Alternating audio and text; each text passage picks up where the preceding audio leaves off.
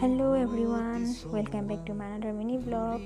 সকলোকে মই স্বাগতম জনাইছোঁ মোৰ এই চেনেলটোলৈ।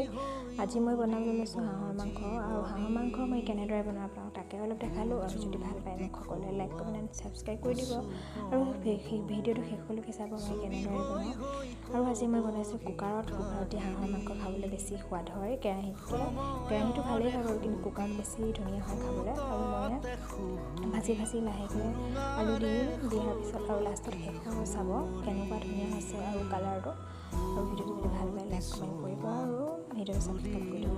ধন্যবাদ।